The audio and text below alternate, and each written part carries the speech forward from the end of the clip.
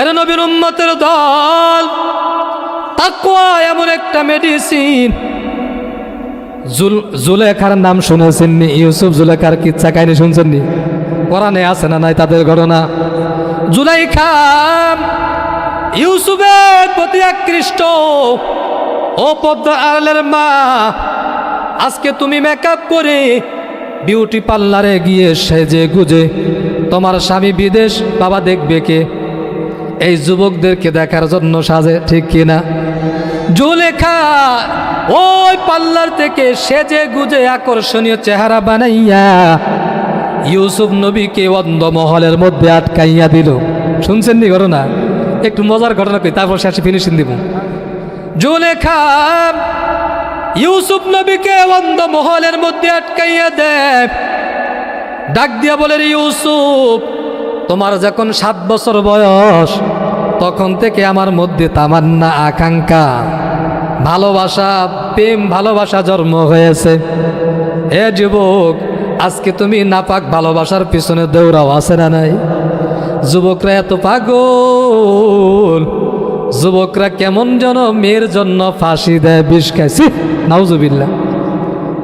এর নবীর উম্মতের দল। জুলেখা ইউসুফের জন্য বড় পাগল। অন্ধমহলের মধ্যে আটকাইয়া সমস্ত দরজাগুলো বন্ধ। আর জুলেখা কেমন যেন তার ঘরের মধ্যে ছিল একটা মূর্তি। কি ছিল? ওই মূর্তিটাকে কাপড় দিয়া ঢেকে ফেলতেছেন ইউসুফ নবী, খেয়াল করতেছেন। জুলেখা ডাক দিয়া বলে, ইউসুফ, তোমার যখন 7 বছর বয়স আমি তোমার প্রতি আকৃষ্ট হয়ে গেলাম, তোমার ভালোবাসায় দিন দিন বৃদ্ধি হতে গেল। 33টা বছর আকাঙ্ক্ষা, তামান্না, তোমার সাথে ভালোবাসার মিলনটা ঘটাইয়া দিব। এই ইউসুফ, আজকে সুযোগ এসেছে, অন্ধ মহলের মধ্যে আটকাইয়া দিলাম, সমস্ত দরজা বন্ধ। জোরে বলেন, সমস্ত দরজা বন্ধ হইলেও আমার রব দেখতে পায় কি পায় না? আল্লাহু আলিমুম বিজাতিস সুদূর। যেটা কেউ দেখি না সেটা দেখেন কে? জুলেখা ডাকতে বলে, ইউসুফ, সমস্ত দরজা বন্ধ, আসো। দুইজনেই ভালোবাসায় মোহাব্বত মিলন ঘটাইয়া দেই।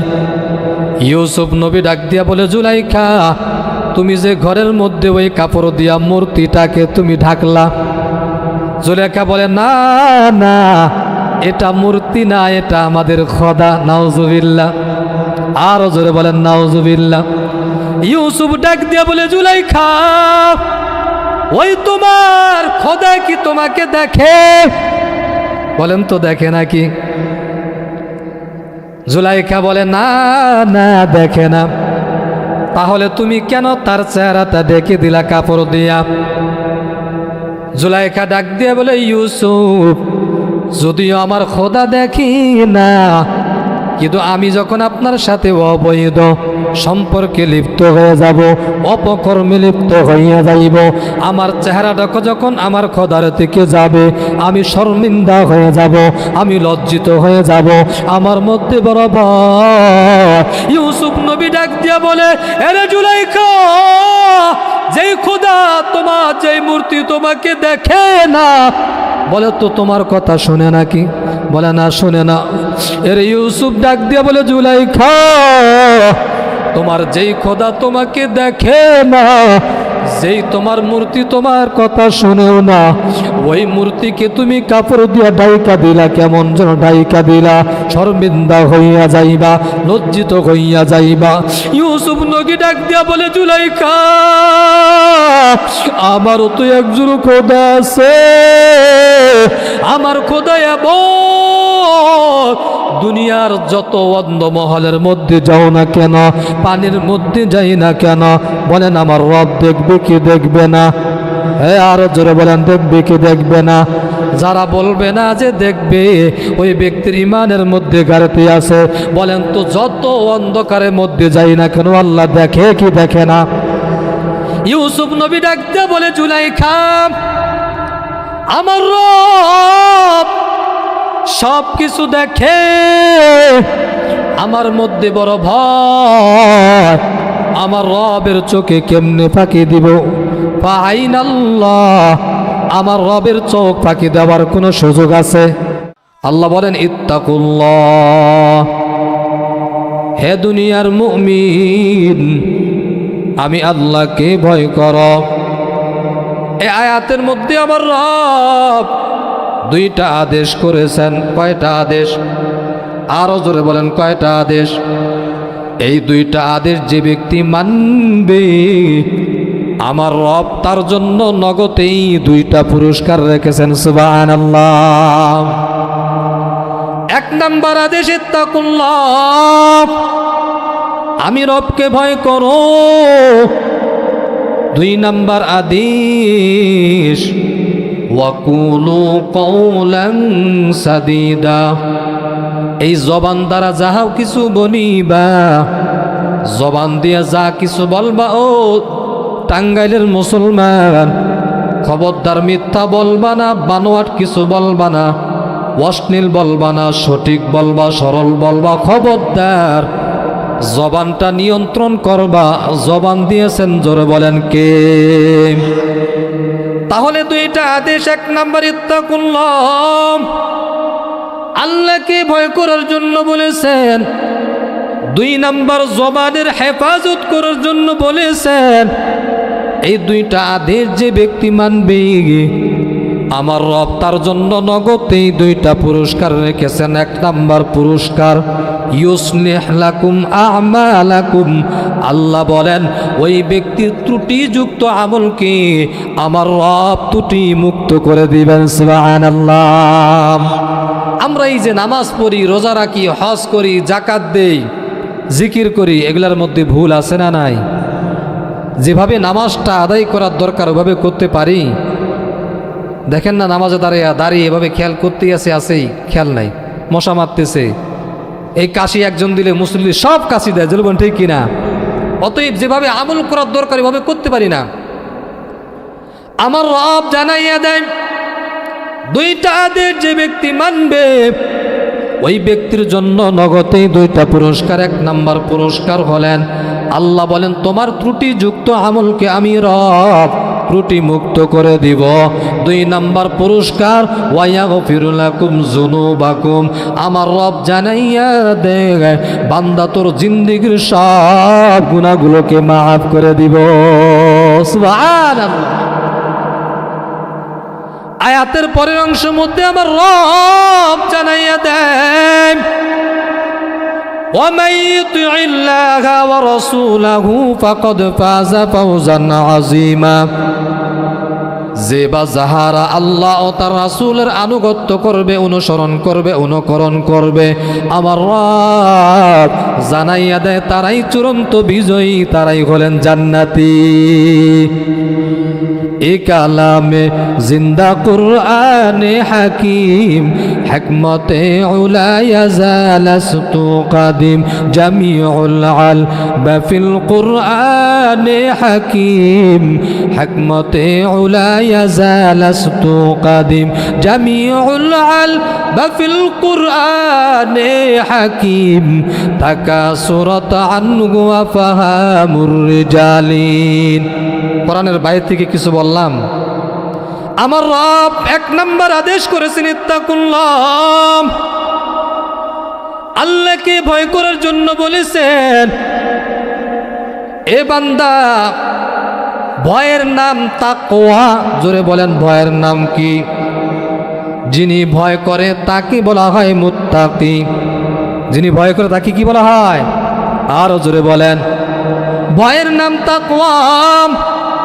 وَأَمَّا مَنْ خَافَ مَقَامَ رَبِّهِ وَنَهَى النَّفْسَ عَنِ الْهَوَى فَإِنَّ الْجَنَّةَ هِيَ الْمَأْوَى وَلَنَبْلُوَنَّكُمْ بِشَيْءٍ مِّنَ الْخَوْفِ وَالْجُوعِ وَنَقْصٍ مِّنَ الْأَمْوَالِ وَالْأَنفُسِ وَالثَّمَرَاتِ وَبَشِّرِ الصَّابِرِينَ لو أنزلنا هذا القرآن على جبل لرأيته খাশিআম মুতাসাদ্দিআম মিন খাশিয়াতিল্লাহ ইন্নামা ইয়াখশাল্লাহা মিন ইবাদিহিল উলামা।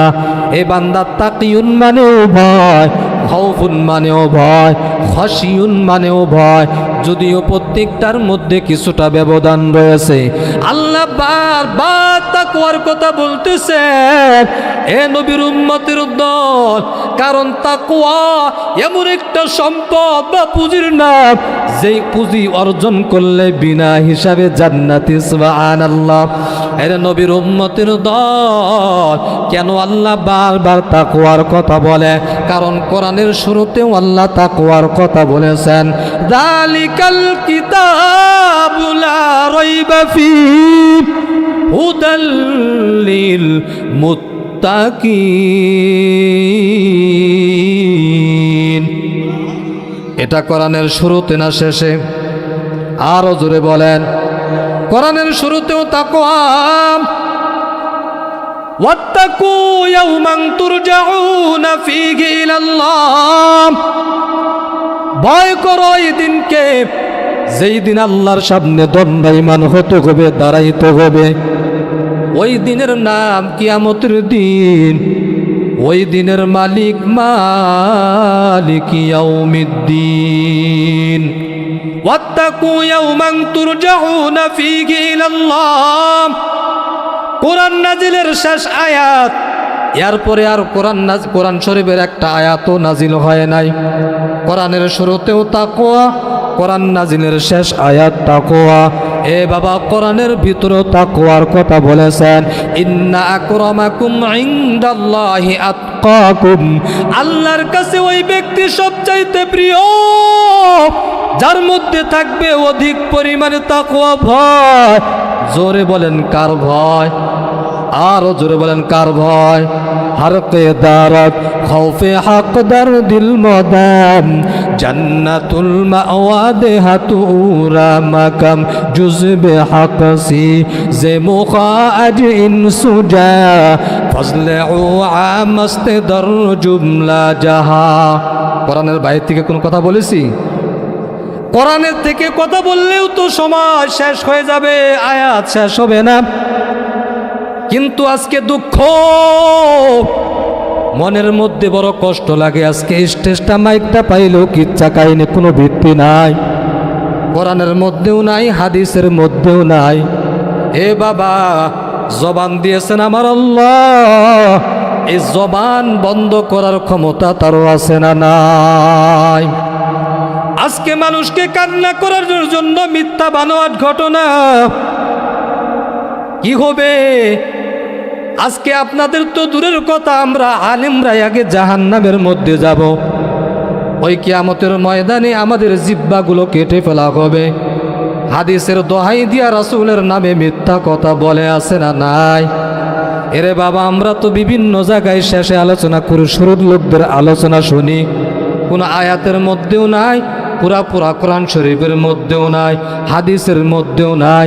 কিন্তু মানুষ বড় কান্না করি, কারণ মানুষ তো তরজমা জানে না, হাদিস জানে না, মনে করতেছে হুজুর একজন আলেম মিথ্যা বলতে পারে না। জোরে বলেন ঠিক কিনা? এজন্য বাবা, তাকওয়া বড় দামি এক সম্পদ। তাকওয়া এমন একটা দামি সম্পদ, তাকওয়া যদি না থাকে বান্দা, তোমার সমস্ত আমলগুলো নষ্ট হয়ে যাবে। ব্যবসা করবা ওখানেও তাকওয়া, কৃষি কাজ করবা ওখানেও তাকওয়া। না হয়তো হাজি সাহেব হজ করে আইসা অন্যের জমিনের আইল ঠেলবে। জোরে বলেন ঠিক কিনা? হজ করতে যাবেন, সেখানেও তাকওয়ার দরকার আছে না নাই? এই বয়ান করবো, এই মঞ্চেও আমি বক্তার তাকওয়া দরকার আছে না নাই? বাবা, সব জায়গায় তাকওয়ার দরকার আছে। এ বাবা, আপনারা বড় ধন্য, এ টাঙ্গাইলের জমিনের মধ্যে শুয়ে রয়েছেন আল্লাহর ওলি আছে না নাই? আবার একদল সমাজের মধ্যে আছে যারা আল্লাহর ওলিদেরকে অ্যাবাউট করে চলে আসে না নাই? তারা ওলিদেরকে মানে না, আউলিয়াদেরকে মানে না। হা হা, আমরাও মানি না কাদেরকে? যারা গাঞ্জা টানে। জোরে বলেন ঠিক কিনা? যারা কিচ্ছা কাহিনী বলে, কোরআনের কথা বলে না, হাদিসের কথা বলে না, বড় পীর পীরে কামেল আরশে আজিম বলে আশেকে রাসূল, সব জায়গায় শুধু ওমা আরসালনাকা ইল্লা রাহমাতাল লিল আলামিন। এ বাবা, রাসূলের বড় আশেক দাবি করে, অথচ তার রাসূলের কোনো সুন্নত নাই। জোরে বলেন ঠিক কিনা? এর নবীর উম্মতের দল। আমি যেই কথাটা বলতেছিলাম, আমরা তো অলি আউলিয়াদেরকে অ্যাবাউট করে চলি না, আমরা তো অলি বলতে তাদেরকে বলি যাদের কথা কোরআনের মধ্যে আছে, যাদের কথা রাসূল বুখারীর হাদিসের মধ্যে বলেছেন, আলা ইন্না আউলিয়া আল্লাহি লা খাউফুন আলাইহিম ওয়ালা হুম ইয়াহজানুন আল্লাযীনা আমানু ওয়া কানু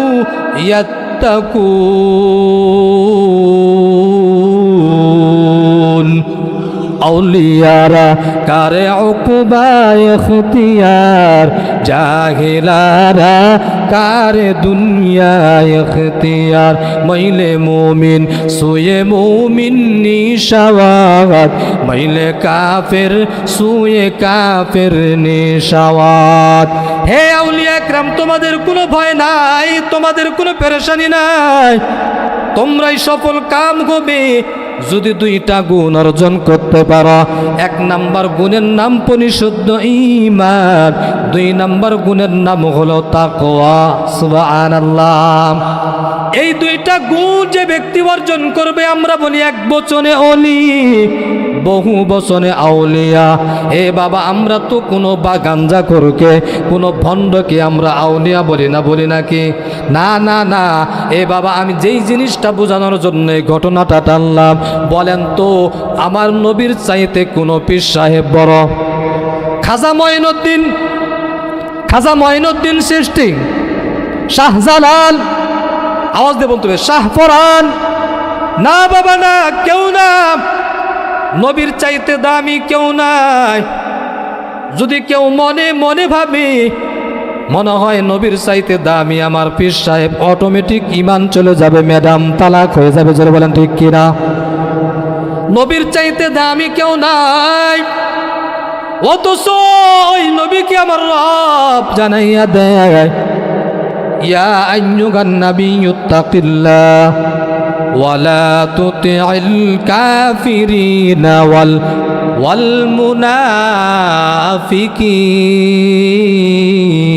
মুনাফিকিন।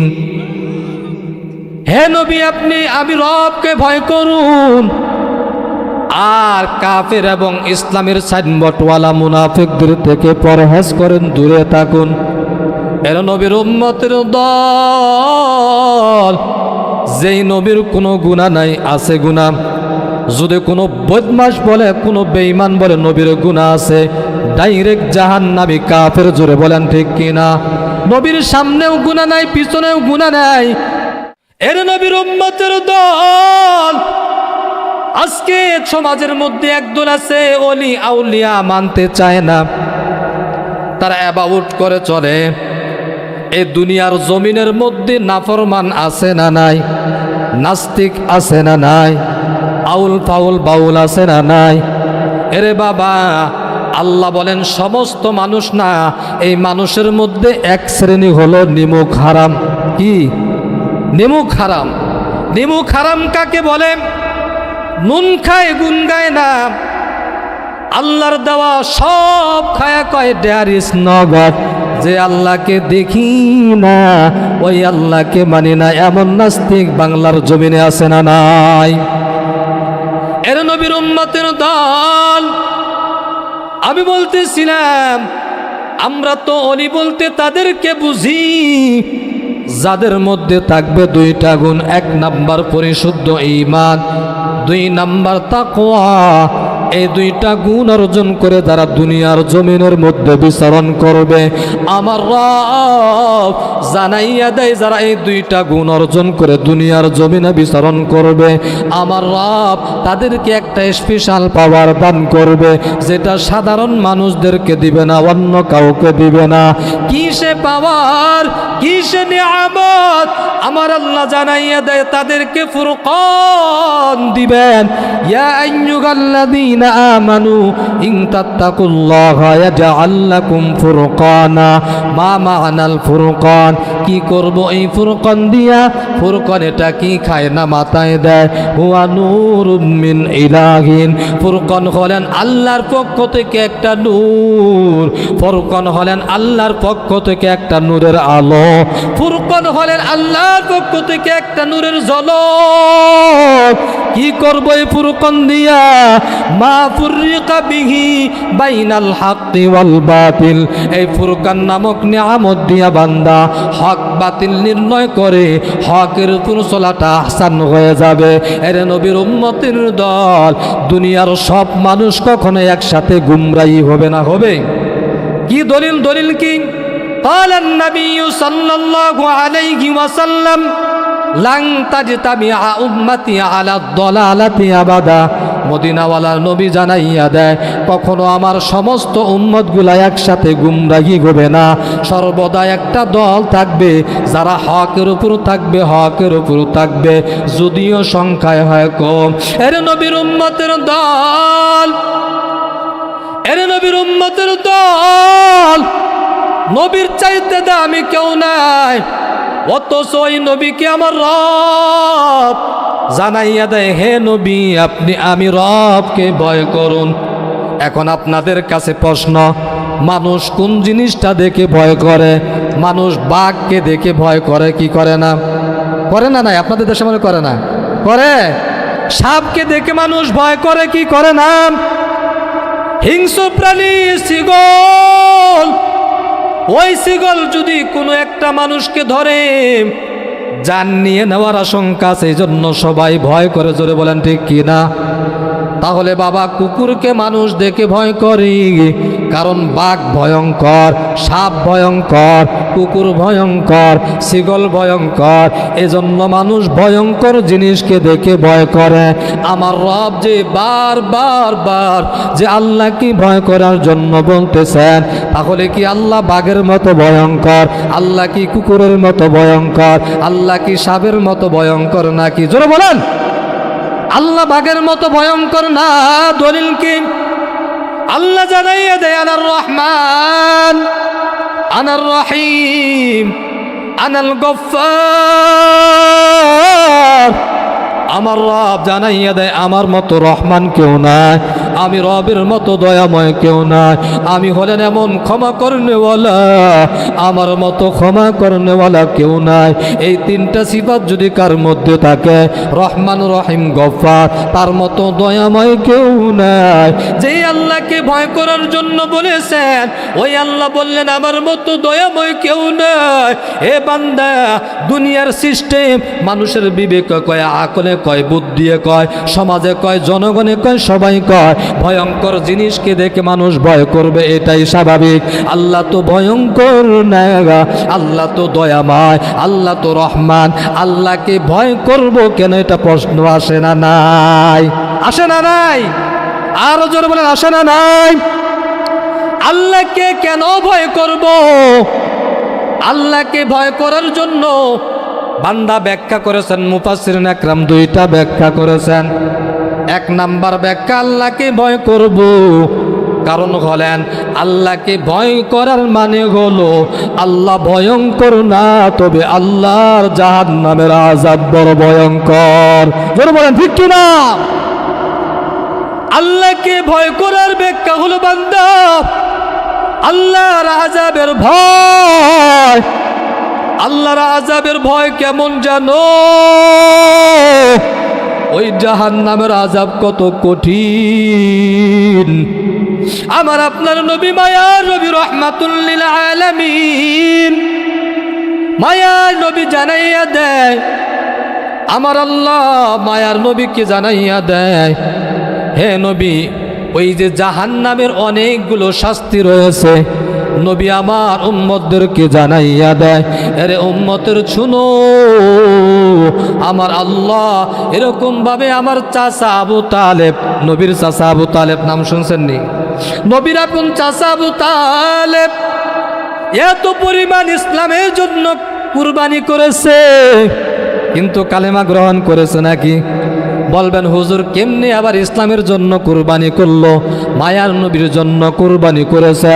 মায়ার নবী যখন কালেমার দাওয়াত দেয়, ওই আবু জেহেল উতবা সাইবা ডাক দিয়া বলে, আরে আবু তালেব, তোমার ভাতিজাকে থামাও, আমাদের দেব দেবতা বাদ দিয়া তোমার ভাতিজা আব্দুল্লাহর ছেলে মোহাম্মদ কেমন যেন অন্য ধর্মের কালেমার দাওয়াত দেয়, তাড়াতাড়ি তাকে থামাও, তাড়াতাড়ি তাকে বোঝাও। এরকম ভাবে আবু তালেব যখন মায়ার নবীকে ডাক দিল, আরে আব্দুল্লাহর ছেলে মোহাম্মদ কলিজার টুকরা ভাতিজা, তুমি কালেমা ছেড়ে দাও, ছেড়ে দাও। মায়ার নবী কেমন যেন গুনগুন করে কান্না করে, এত কান্না, এত কান্না। আবু তালেব তো মায়ার নবীকে অনেক মোহাব্বত করতে ভালোবাসতো, কারণ মায়ার নবী এমন একজন ইতিম, জন্মের আগে বাবাকে হারিয়েছে, জন্মের পরে তার মাকেও হারাইলেন, এ বাবা 8 বছর বয়সে তার দাদাকেও হারাইলেন, এ বাবা আস্তে আস্তে কেমন যেন চাচাদেরকেও হারাইলেন। মায়ার নবী এত ইতিম, এত ইতিম। ওই যখন আবু তালেব ডাক দিয়া বলে, ভাতিজা কালেমা ছেড়ে দাও, মায়ার নবী গুনগুন করে কান্না করি আর ডাক দিয়া বলে, চাচা আমার জীবন যাইতে রাজি, কালেমা ছাড়তে রাজি না। আল্লাহু আকবার। এ কথা যখন জানাইয়া দেয়, আবু তালেব ডাক দিয়া বলে, ভাতিজা কান্না থামাও, কান্না থামাও, তোমার কান্না আমার সহ্য হয় না। এ ভাতিজা শুনি না, আমি যতদিন আবু তালেব দুনিয়ার জমিনে আছি, এই আরবের কোনো বেদিন বেঈমান তোমাকে একটা ফুলের টকাও দিতে পারবে না। তাহলে মায়ার নবীর জন্য আবু তালেব কুরবানি করেছে কি করে নাই? এ বাবা কষ্ট নিবেন না, হিন্দুদেরকে বলি, অনেক হিন্দু দেখবেন অনেক দান করে, অনেক সদকা করে, ভালো ভালো কাজ করে, যত ভালো কাজ করুক না কেন, কালেমা যদি না পড়ে জান্নাত পাওয়া সম্ভব না রে বাবা, না। ইমান যদি না থাকে জান্নাতে যাওয়া সম্ভব না। এরে বাবা, আবু তালেব কালেমা পড়েন নাই, মায়ার নবীকে অনেক মহাব্বত করেছেন। মদিনাওয়ালা নবী জানাইয়া দেয়, উম্মত শুনো, আমার চাচাকে আমার রব ওই কঠিন ময়দানি জাহান্নামের আযাব, সবচাইতে ছোট একটা জাহান্নামের আযাব দিবে। জাহান্নামের যত আযাব আছে তার চাইতে নিম্ন স্তর একটা আযাব আমার চাচাকে দিবে। ওই আযাবটা কেমন হবে জানো? আবু তালেবকে যখন ওই জাহান্নামের মধ্যে যখন এক জোড়া স্যান্ডেল পরিধান করানো হবে, জুতা পরিধান করানো হবে, ওই স্যান্ডেলটা পরতে দেরি, আবু তালেবের শরীর থেকে মাংসগুলো গলে গলে খসে খসে কেমন যেন পচতে পচতে আর দেরি না।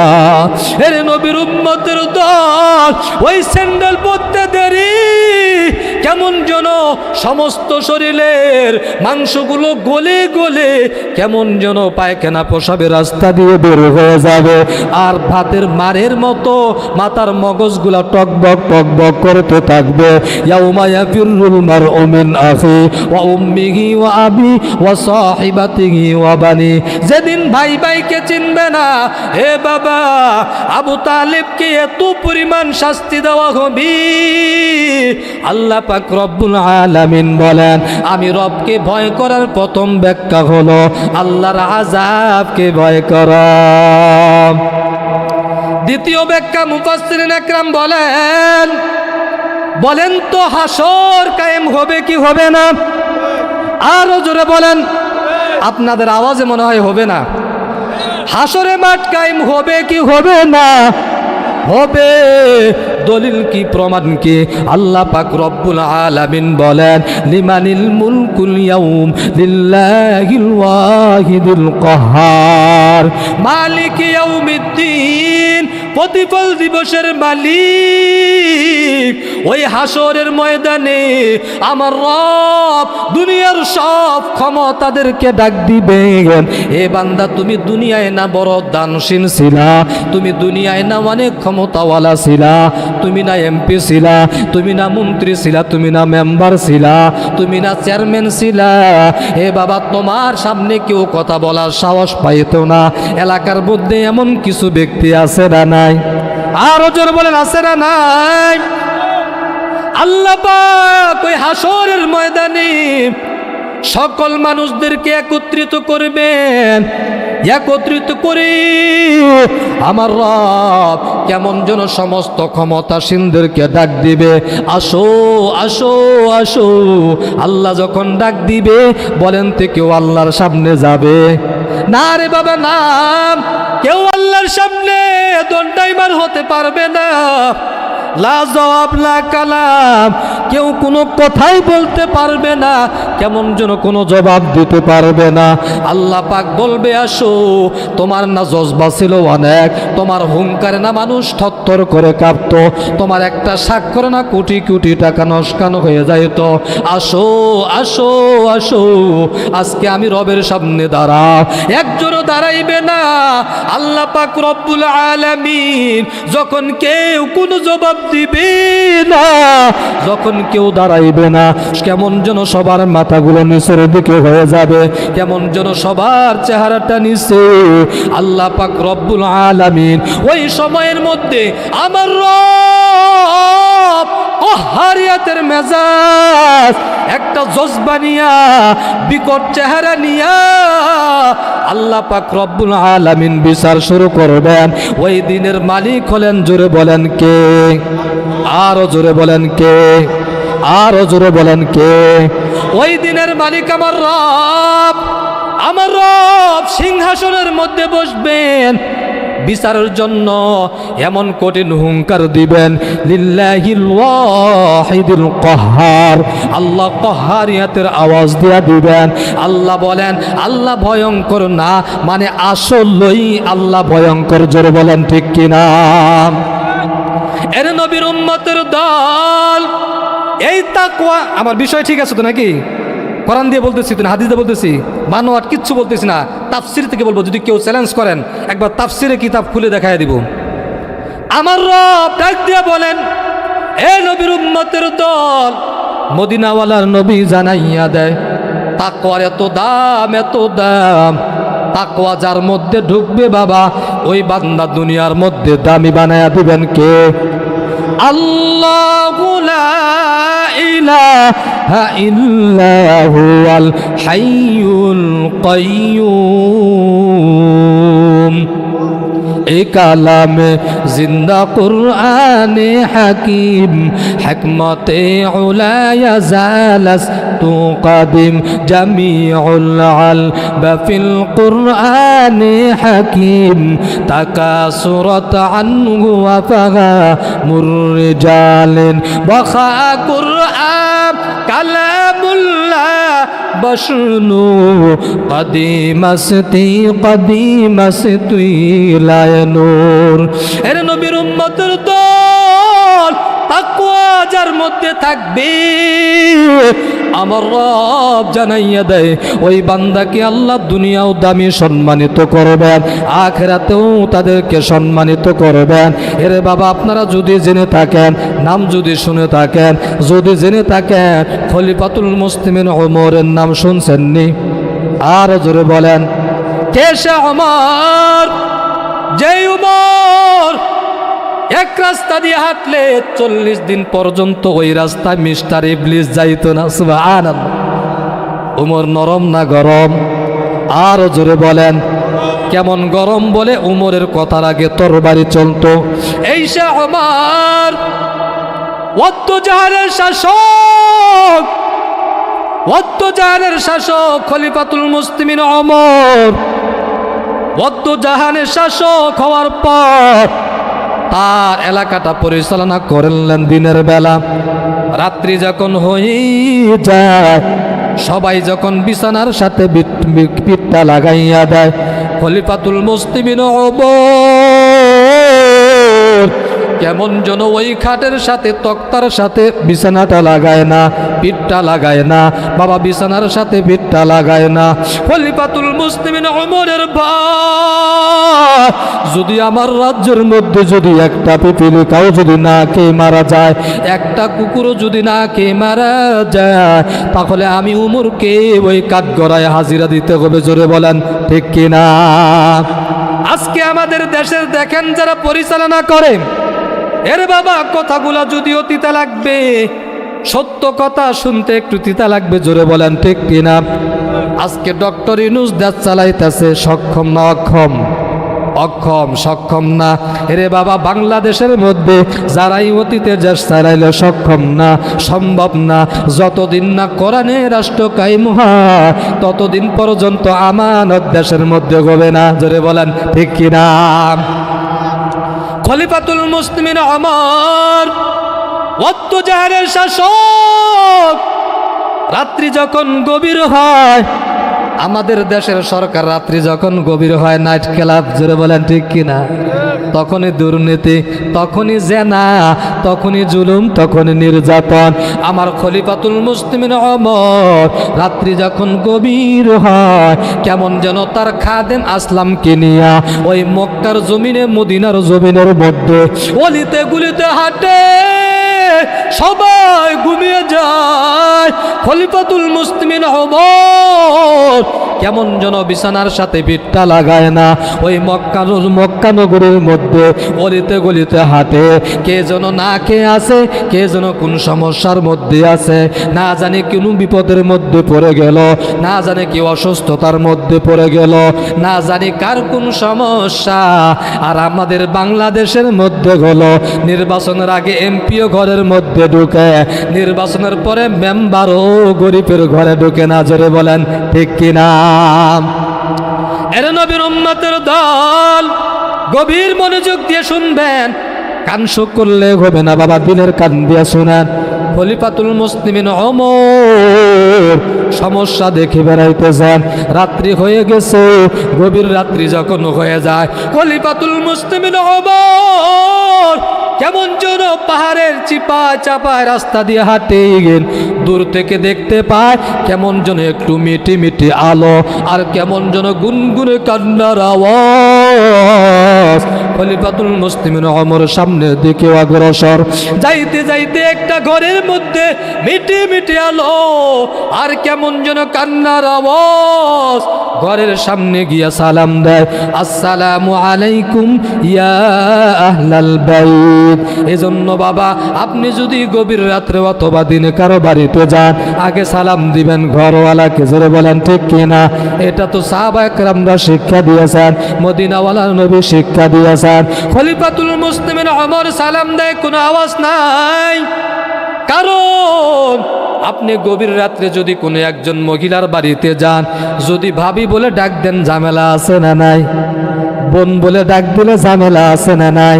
আর যদি বলেন মা, কিছুটা নিরাপদ। জোরে বলেন ঠিক কিনা? খলিফাতুল মুসলিমিন ওমর কোন আওয়াজ না, ডাক দিয়া বলে মা, একটু দরজাটা খুলে। খলিফাতুল মুসলিমিন ওমর যখন দরজাটা খুলে দেয়, তাকাইয়া দেখে ওই মহিলা কেমন যেন আগুন ধরাইয়া লাকড়ির উপরে পাতিলের মধ্যে পানি দেয়, কিন্তু কোনো চাউল নাই। বলেন তো, গোপালপুরের মধ্যে গরম পানির মধ্যে চাউল ছাড়া ভাত হয় নাকি? হয়? হয় না, হয় না। খলিফাতুল মুসলিমিন ওমর খেয়াল করলেন পানিগুলো টকবক করে, কোনো চাউল নাই। সন্তানগুলো কান্না করে, ডাক দিয়া বলে মা, আপনার পাতিলের মধ্যে কোনো চাউল নাই, ঘরের মধ্যে কোনো খাবার নাই। ও মা, সন্তানগুলো কেন কান্না করে? মহিলা ডাক দিয়ে বলে, রে যুবক, আমার ঘরের মধ্যে কয়েকদিন যাবৎ কোনো খানা নাই, আমার সন্তানগুলো ক্ষুধার কারণে কান্না করে। খলিফাতুল মুসলিমিন ওমরের চোখ দিয়া বেবে পানি পড়ে। আমি কি দেশটা পরিচালনা করে আমার দেশের মধ্যে না খেয়ে আছে? খলিফাতুল মুসলিমিন ওমর ডাক দিয়া বলে, ও মা, আপনার দেশের শাসক কি আপনার কোনো খোঁজ খবর নেয় না? আপনার কি কেউ কোনো খোঁজ খবর নেয় না? মহিলা ডাক দিয়া বলে, এ যুবক, অদ্দ জাহানের শাসক খলিফাতুল মুসলিমিন ওমর। মহিলাকে ডাক দিয়া বলে, ও মা, আপনি কি দেশের শাসক কি নেতৃবৃন্দদের কি জানান নাই? মহিলা ডাক দিয়া বলে, হে যুবক, একজন দেশের শাসক, আমি একজন গরিব, বড় অসহায়, আমার স্বামীও নাই, এমন একজন অসহায় হইয়া একজন দেশের প্রেসিডেন্টের সামনে কেমনে যাই? জোরে বলেন ঠিক কিনা?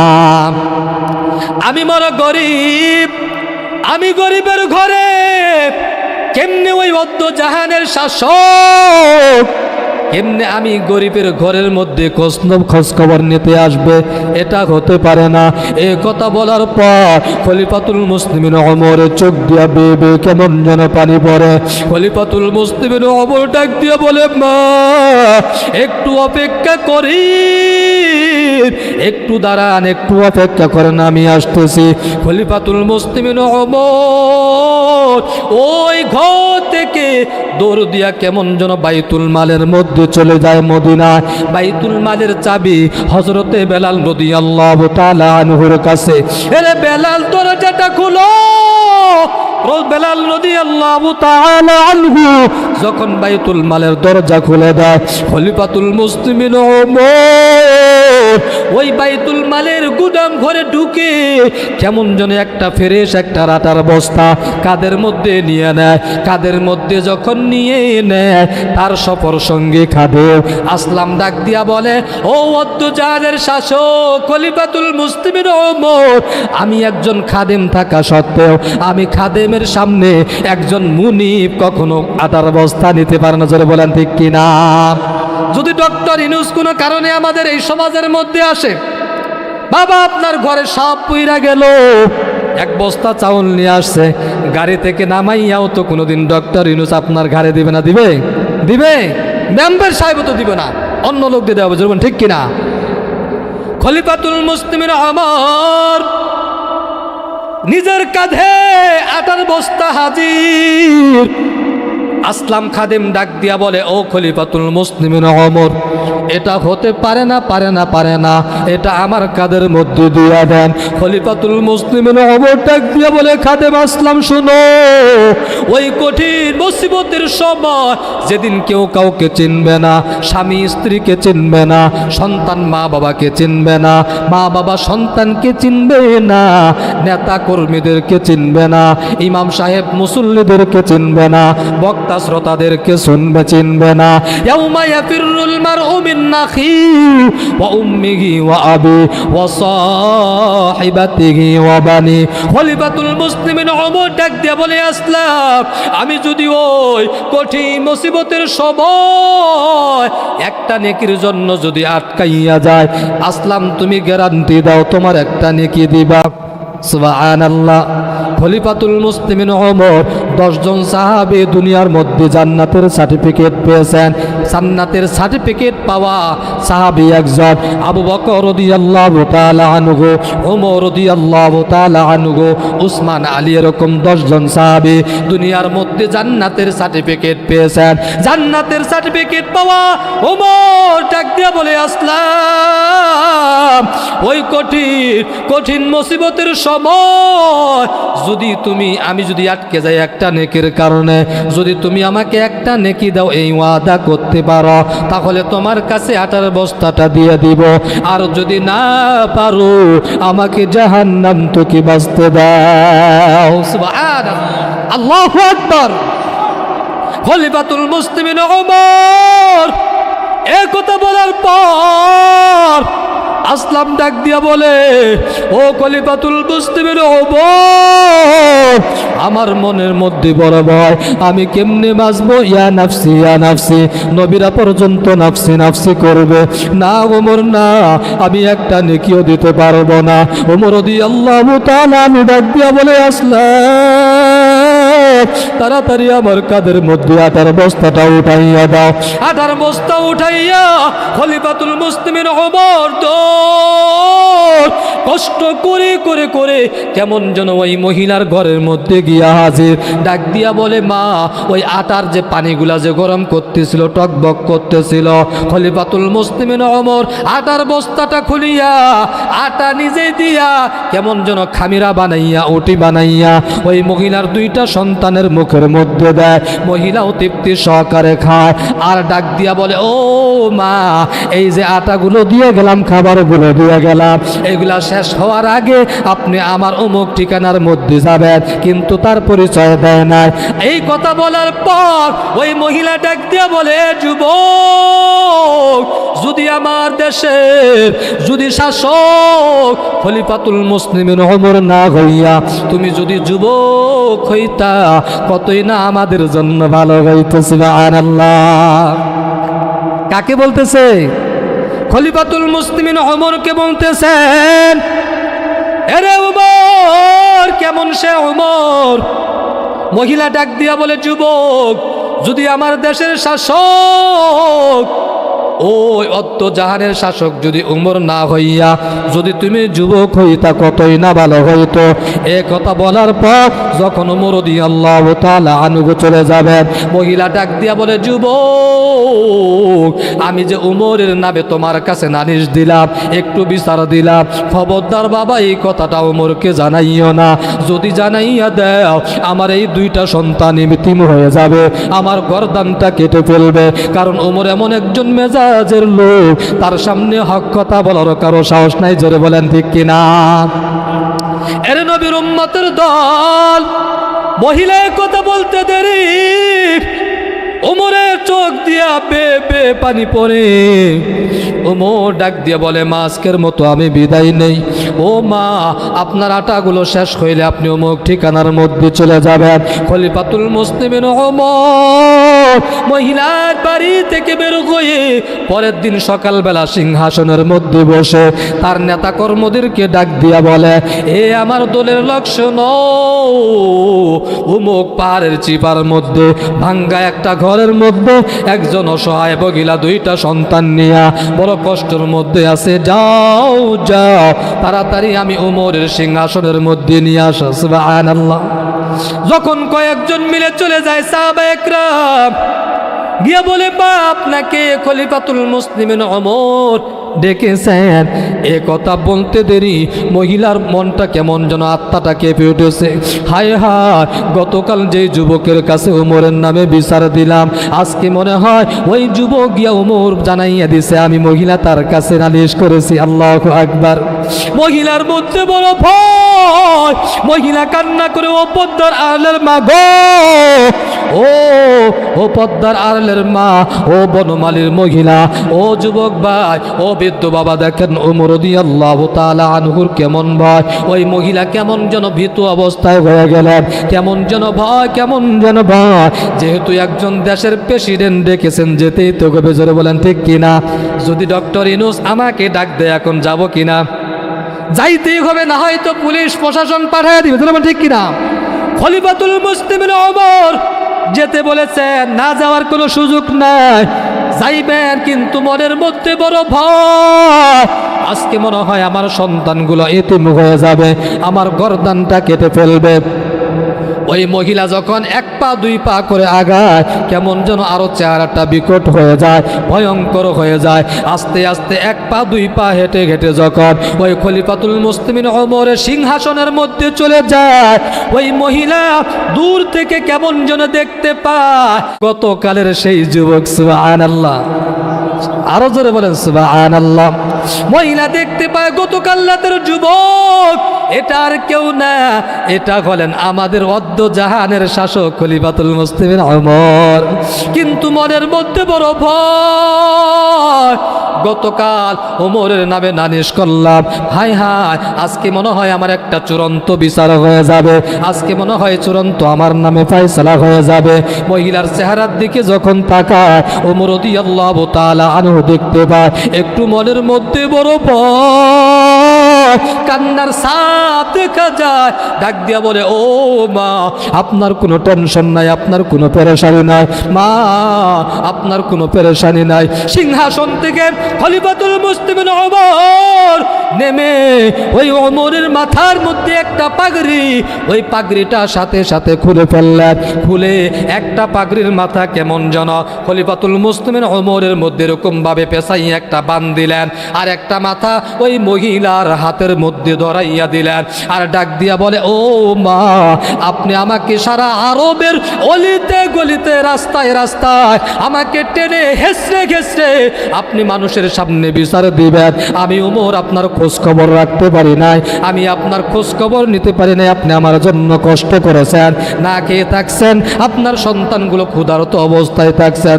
ও মা, ও মা, আপনি সারা আরবের মানুষের কাছে বিচার দেন। তারপরেও মা, তারপরেও মা, ওই মালিকের দরবারে কিয়ামতের ময়দানে আমার নামে নালিশ করিয়েন না। हर के दारत खौफे हक दर बिल मदान जन्नतुल मवाद हतु रामा कम जुज़बे हक़सी जे मुखाज इन सुजा फजले मस्त दर जुमला जहा। ए টাঙ্গাইলের মুসলমান ও যুবক ভাই, ও পদ্মার মাগো, আজকে তোমার কই ইমান, কই তোমার আমল? আজকে নবীর নামে বিরুদ্ধে মানুষ কটূক্তি করে, আল্লাহর বিরুদ্ধে কথা বলে এই বাংলার জমিনে নাস্তিক আছে না নাই?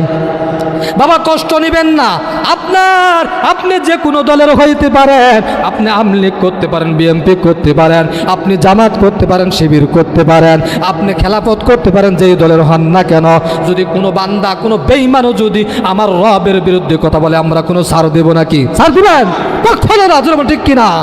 ওই যে আমাদের বাংলার জমিনের মধ্যে একজন আউল ফাউল বাউল শুনছেননি, আল্লাহর বিরুদ্ধে কটূক্তি করেছে বাংলার জমিনে, আল্লাহর জমিনে, আল্লাহর দেওয়া বাতাস, আল্লাহর দেওয়া রোদ, আল্লাহর দেওয়া বৃষ্টি, আল্লাহর দেওয়া জমিনের এই এরকম মারবে, পুকুরের মাছ, আল্লাহর সমুদ্রের মাছ খেয়ে সমস্ত নিয়ামত ভোগ করে আল্লাহর বিরুদ্ধে কটূক্তি করে বলেন আমরা মুসলমান, 95% দেশের মুসলমান, আমরা মুসলমান থাকা সত্ত্বেও এরকম কোনো বেদিন বেঈমান এই বাংলার জমিনে থাকতে পারবেন, জোরে বলেন ঠিক কিনা?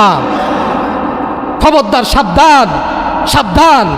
আমার বাপের নামে কিছু বলবা সমস্যা নাই বলো, আমার মায়ের নামে বলবা সমস্যা নাই বলো, কিন্তু আমার নবী, আমার রবের বিরুদ্ধে যদি কোনো বেঈমানও যদি কোনো কথা বলে তার জিহ্বা টান দিয়ে ছেড়ে বলবো, ঠিক কিনা? খুব সাবধান, খুব সাবধান। এই জন্য আল্লাহ বলেন ইন্নাল ইনসানা লিরাব্বিহি লাকানুত, মানুষ বড় নিমুখারাম, আল্লাহর দেওয়া সব খায়ও বলে দেয়ার ইজ নো গড, যে আল্লাহকে দেখি না ওই আল্লাহকে মানি না, এমন নাস্তিক আছে না নাই? সাবধান। এর নবীর উম্মতের দল খলিফাতুল মুসলিমিন ওমর এত দামি, এত দামি, কারণ তার মধ্যে তাকওয়া ঢুকেছেন, জোরে বলেন কিনা? তাকওয়া যার মধ্যে থাকবে বাবা, আল্লাহ তাকে দুনিয়াও সম্মানিত করবেন, আখিরাতেও সম্মানিত করবেন। তাকওয়াওয়ালা নবীজি দাঁড়িয়ে বলেন, নবীজি সাহাবায়ে কেরামদেরকে ডাক দিয়ে বলেন, হে সাহাবায়ে কেরাম, তাকওয়া কি জানো? মদিনাওয়ালা নবী জানাইয়া দেয়, আত্তাকওয়া হাগুনা, আত্তাকওয়া হাগুনা, আত্তাকওয়া হাগুনা। তাকওয়া হলো অন্তরের বিষয়, এটা দেখার বিষয় না। তাকওয়া অন্তরের বিষয়, এটা দেখার বিষয় না। তাকওয়া অন্তরের বিষয়, এটা দেখার বিষয় না। এই দলিল পাইয়া একদম ভণ্ডরা তাদেরও দলিল দেয়, বলে ভাই তুমি নামাজ পড়ো না কেন, দাড়ি রাখো না কেন? হে বাবা টুপিটা পড়ো না কেন? বলে ভাই তুমি দাড়ি রাখো না কেন? বলে সুন্নত, বলে কি না? বলে কি বলে না? এ ভাই নামাজ পড়ো না কেন? বলে নামাজ না পড়লে কি হবে? তাকওয়া ঠিক আছে। আমি বলবো হ্যাঁ তাকওয়া আছে, তবে মোটেও ভালো না, পুরাটাই পচা। জোরে বলেন ঠিক কিনা? যেই তাকওয়া তোমাকে মসজিদে নিতে পারে না, যেই তাকওয়া তোমাকে কোরআনের দিকে নিতে পারে না, যেই তাকওয়া তোমাকে কালেমার দাওয়াত দিতে বাড়াইতে পারে না, এই তাকওয়া মোটেও ভালো না, এটা হলো পুরাটাই পচা। জোরে বলেন ঠিক কিনা? আল্লাহ পাক রব্বুল আলামিন মানুষের চেহারা দেখবেন না, আকার দেখবেন না, আকৃতি দেখবেন না, মাল দেখবেন না। ক্বালান নবী সাল্লাল্লাহু আলাইহি ওয়াসাল্লাম লাং তাজতামিআ উম্মতি আলা দালালাতি আবাদা। মদিনাওয়ালা নবী জানাইয়া দেয়, ইন্নাল্লাহা লা ইয়ানজুরু ইলা সুওয়ারিকুম ওয়া আমওয়ালিকুম ওয়ালাকিন ইয়ানজুরু ইলা কুলুবিকুম। মদিনাওয়ালা নবী জানাইয়া দেয়, আমি বান্দা তোমার মাল দেখব না, তোমার চেহারা দেখব না, আকার দেখব না। এ বান্দা তুমি কয় টাকার মালিক? বান্দা তুমি যত টাকার মালিক হও না কেন, তোমার থেকে বান্দা টাকাওয়ালা গোপালপুর শহরে পড়ে আছে। জোরে বলা ঠিক কিনা? গোপালপুরে যত টাকার মালিক, তার চাইতে টাকাওয়ালা টাঙ্গাইল শহরের মধ্যে পড়ে আছে। এ বাবা, টাঙ্গাইলে যে ব্যক্তি সবচাইতে মাস্তান, তার মাস্তানি ঢাকায় চলবে। ঢাকায় যে বড় মাস্তান, বাবা ইন্ডিয়া চলবে না। ইন্ডিয়া যত বড় মাস্তান হও না কেন, আমেরিকায় চলবে না। আমেরিকা যত টাকার ক্ষমতাওয়ালা হোক না কেন, তার মাস্তানি একজনের উপরে চলবে না। জোরে বলেন কে? ইয়া আইয়ুহান নাস আনতুমুল ফুকারাউ ইলাল্লাহ ওয়াল্লাহু হুয়াল গনিয়ুল হামিদ। আমার রব জানাইয়া দেয়, দুনিয়ার সব মানুষগুলা ফকিন্নি, কোটি টাকার মালিক দেখো অভাব হয় না দূর, গরিব ঘুমায় আরাম করে মনটা বাহাদুর। ফেরাউনের লাশটা দেখো মিশর জাদু ঘরে, খায় না মাছি পোকা মাকড় সবাই ঘৃণা করে। হৃদয়ে থাকি বেচার নম্রত সদা, রহমত আসিবে সে তা প্রভুর ওয়াদা। বড়র বড়াই থাকলে দিলে রহমত আসবে না, নিজেকে নিজে ছোট মনে করিও সদা। উঁচু জমিন থেকে পানি নিচু জমিনে যায়, তেমনি খোদা রহমত আসে নম্রতার হৃদয়।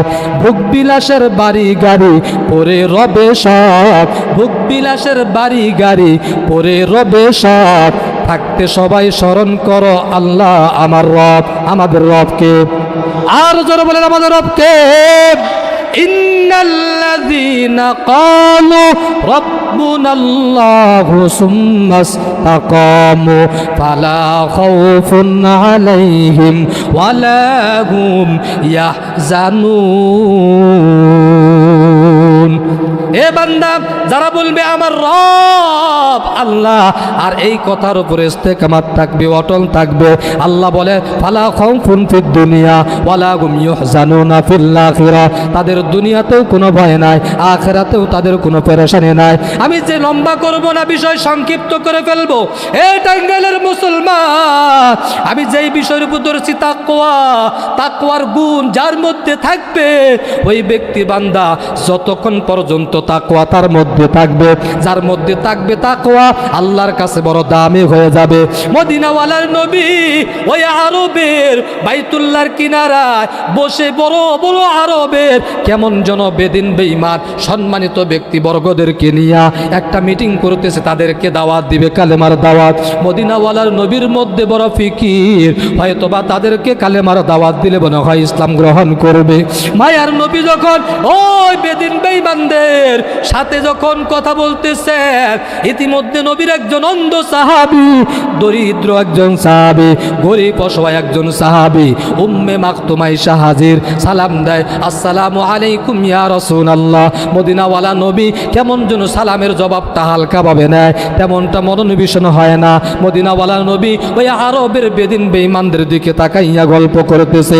ইতিমধ্যে হযরত জিবরাইল আলাইহিস সালাতু ওয়াস সালাম জানাইয়া দেয়, ও জিবরাইল যাও মায়ার নবীকে জানাইয়া দাও ওই আরবের বেদিন বেঈমানদের থেকে চেহারাটা ফিরাইয়া অন্ধ সাহাবী, দরিদ্র সাহাবী, গরিব সাহাবীর দিকে মায়ার নবীকে ঘুরতে বলেন, ওইটাই হবে কামিয়াব। আল্লাহ সাথে সাথে কোরআনের আয়াত নাযিল করে দিলেন, আবাসা ওয়া তাওয়াল্লা আন জাআহুল আ'মা। আমি শেষ করে দিব 2-1 মিনিটের মধ্যে। এ বাবা, তাকওয়ার গুণ অন্তরে ঢুকাও। এ বান্দা একজন পীরে কামেল, এ বান্দা বাদশা জুলকারনাইন সারা দুনিয়াটা শাসন করেছেন দুইজন। জোরে বলেন কয়জন? আরো জোরে বলেন কয়জন? এক নাম্বার বাদশা সুলাইমান আলাইহিস সালাতু ওয়াস সালাম, দুই নাম্বার সেকেন্ডার বাদশা জুলকারনাইন। সারা দুনিয়াটা শোষণ করেছেন দুইজন। শাসন হয় ন্যায় ইনসাফের মাধ্যমে, শোষণ হয় জুলুমের মাধ্যমে। সারা দুনিয়াটা শোষণ করেছে দুইজন, বলে একজন নমরুদ আর একজন হলো সাদ্দাত। সারা দুনিয়াটা শাসন করেছেন জুলকারনাইন। জুলকারনাইন যখন মৃত্যুবরণ করবে, মৃত্যুবরণ করার পূর্বে ভক্তবিন্দুদেরকে ডাক দিয়ে বলে, হে ভক্তবিন্দু, আমি যখন মৃত্যুবরণ করব, আমার লাশটা যখন তোমরা কবরস্থ করার জন্য যখন দাফনের কাপড়টা যখন পরাইয়া যখন কবরস্থানের মধ্যে নিয়ে যাবা, তখন খাটিয়ার ভিতর থেকে দুইটা হাত এইভাবে বের করে দিয়া কেমন যেন বাজারে এলাকার মধ্যে ঘুরাইয়া ঘুরাইয়া কবরস্থানের মধ্যে নিয়ে যাবা। যখন বাদশা জুলকারনাইন মৃত্যুবরণ করলেন, ভক্তবিন্দুরা কেমন যেন তার লাশটাকে গোসল করাইয়া কাফনের কাফন পরাইয়া দুইটা হাত খাটিয়ার ভিতর থেকে এভাবে বের করে দিয়া সারা শহরের মধ্যে অলিতে গলিতে ঘুরাইয়া বাজারের মধ্যে ঘুরাইয়া ঘুরাইয়া যখন নিয়ে যায়, দুনিয়াদারেরা তাকাইয়া বলে, তাকাইয়া দেখো সারা দুনিয়ার বাদশা হওয়ার পর সেকেন্দার বাদশা এখনো দুনিয়ার লোভ সামলাইতে পারলো না। মৃত্যুর পরে এখনো দুনিয়া দুনিয়া দুনিয়া দুনিয়া করে। এদিক দিয়ে ইমানদারে বলে, না না, ওই বেঈমানের চোখ দিয়ে তাকাইলে হবে না, কালো চশমা দিয়ে তাকাইলে হবে না।